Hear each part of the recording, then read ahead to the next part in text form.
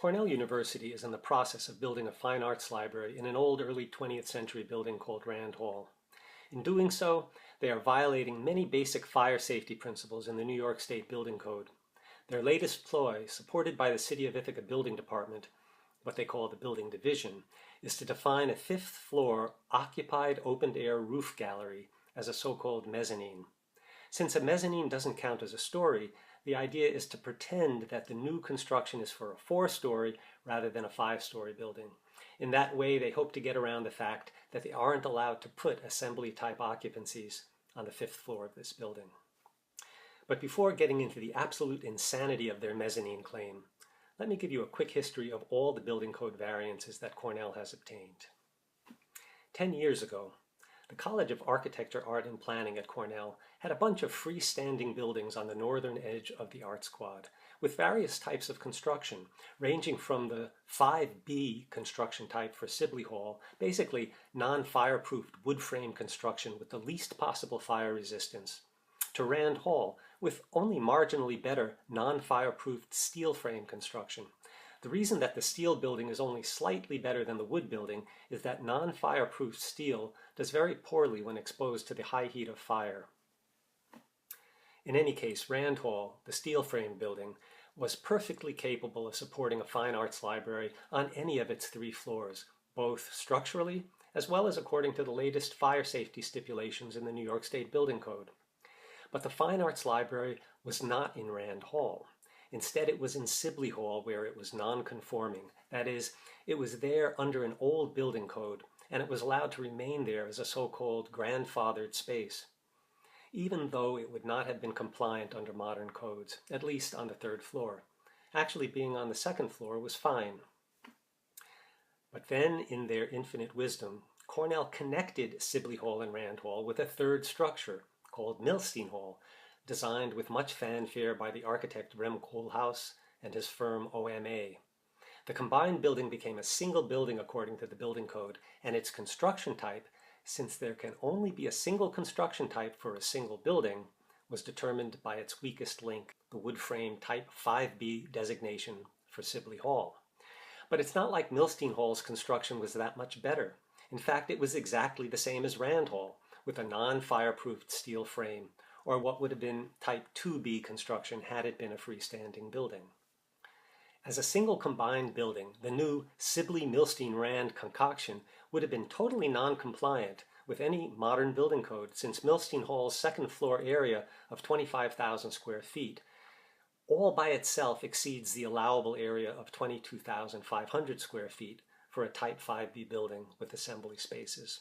But it squeaked through, illegally in my view, based on an incoherent and idiosyncratic appendix in the 2002 New York State Building Code that didn't appear anywhere else in the country, and in fact was immediately removed when the next 2007 Building Code was adopted.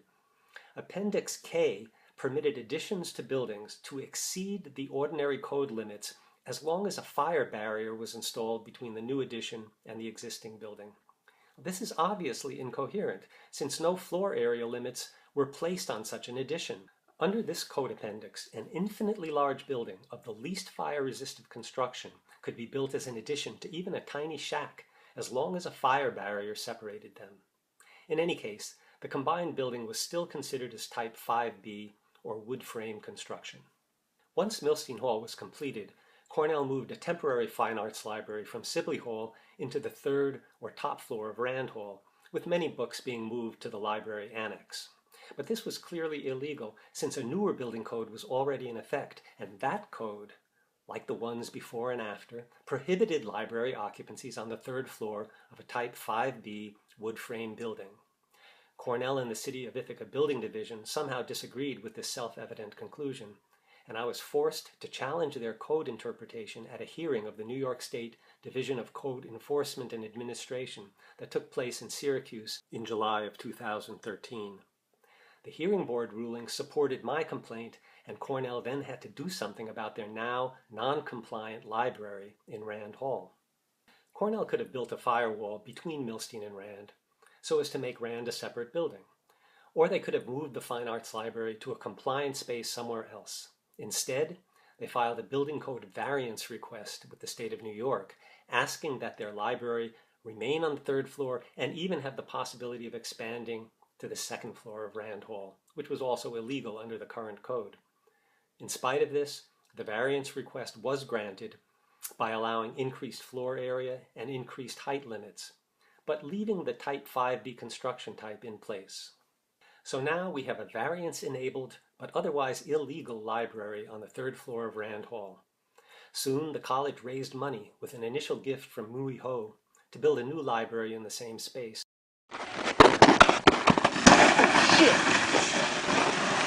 But extending down to the second floor. Under the initial variance granted, this might have been okay, except that the 2015 New York State Code was now in effect, and the variance only applied to the 2010 code. But it gets worse. The architects for the Mui Ho Fine Arts Library decided to gut the existing building above the first floor and insert additional floors in the space above. Now, instead of a 3-story building with assembly occupancy, we have what amounted to a 5-story building with assembly occupancy. And this is clearly illegal under the building code. Even a library in a non-fireproofed steel frame building can only be 3 stories high. And Cornell therefore went back to the state of New York for a second variance in 2015, which was also granted. This second variance reformulated the open space of the library as an atrium with 2 stories and 2 mezzanines, and allowed 2-hour fire-rated fire barriers to separate Rand from Milstein Hall, instead of the more substantial fire walls that the code actually requires. Later, in 2016, Cornell applied for a third code variance, in which the penthouse spaces on the roof were eliminated and the floors in the atrium were reformulated as 3 stories with no mezzanines. So now, including the non-library space on the ground level, we have a 4-story building with a library on the top 3 floors, still violating the building code in terms of area and height, but now made legal through this third variance. But the drama is not yet over. Cornell has raised additional money to place a rooftop gallery over the library space, having fantasies of constructing pavilions there periodically, inspired by the geodesic dome built by students working with Buckminster Fuller in 1952. Unfortunately, this creates a 5-story building once pavilions, elevators, and bathrooms are constructed on the roof. To reiterate, without the code variances, assembly spaces can be no higher than 2 stories in the Type 5B construction that regulates the combined Sibley-Milstein-Rand Hall building. The initial code variance allowed a library on the 3rd floor, and the next 2 variants allowed a library on the 4th story. Would Cornell now go back for a 4th code variance, seeking to put new assembly occupancies on a 5th story? Well, no. Instead, they have proposed something so completely absurd that one can hardly believe it has been, at least provisionally, accepted by the City of Ithaca Building Division. They are claiming that the 5th story occupancies, including a large open roof gallery, a bulkhead with an elevator, stair, and bathrooms, and future enclosed pavilions, are all actually part of a mezzanine within the atrium space of the library. Let me quote exactly what the City of Ithaca Director of Code Enforcement wrote. Quote, "The rooftop gallery must meet the code requirements for a mezzanine, otherwise the building is non-compliant. I have discussed this issue with the design team several times and have been assured that it will be sized so that it does meet the code requirements for a mezzanine. The sizing of the rooftop area must include the permanently enclosed space at that level and all the open area that can be occupied. I do not believe that the code requires the mezzanine to be open to the atrium because the mezzanine has 2 exits." In response to this patently absurd contention, let me explain why the rooftop occupancies do not qualify as a mezzanine and why, even if they did qualify, they would still be illegal. First, the definition of a mezzanine in Chapter 2 of the 2015 Building Code states that a mezzanine is, quote, "an intermediate level or levels between the floor and ceiling of any story and in accordance with Section 505, end quote. Clearly, the open roof gallery is not between a floor and a ceiling of any space, since there is no ceiling above it. Therefore, it cannot be a mezzanine. Second, the definition of an atrium in Chapter 2 of the 2015 Building Code states that an atrium must be, quote, closed at the top, end quote. Therefore, it is impossible to include an open-air roof gallery as part of an atrium, since the atrium in that case would not be closed at the top.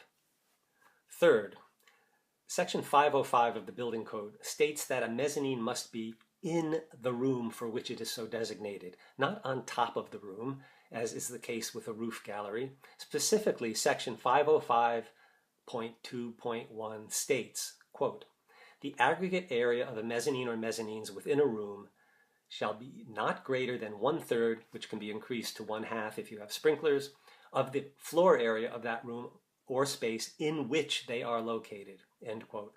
This section twice reiterates that the mezzanine must be within or in the room or space. And this is not just a figure of speech, but it's deliberate and important.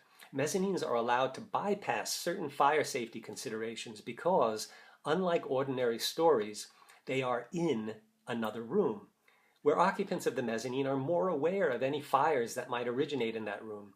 The mezzanine has what used to be called a common atmosphere with the room in which it is located, so greater awareness of smoke and fire is possible.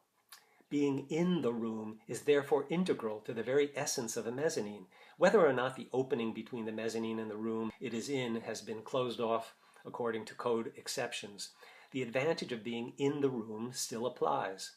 It is improper to ignore that part of the definition and just look at the requirements for maximum mezzanine area. If one used only the logic of maximum area, then any space, for example, a third-floor office, could be considered a mezzanine of a larger second-floor space that happened to be below it, even if there were no logical connections between the two spaces, but only a vertical adjacency. Fourth, the idea that an atrium can have a mezzanine within it is a contradiction in terms, since atriums are just, quote, openings connecting two or more stories, end quote. Only a conventional room or space can have a mezzanine. An atrium is not a conventional room or space, but rather is defined as an opening adjacent to such rooms or spaces.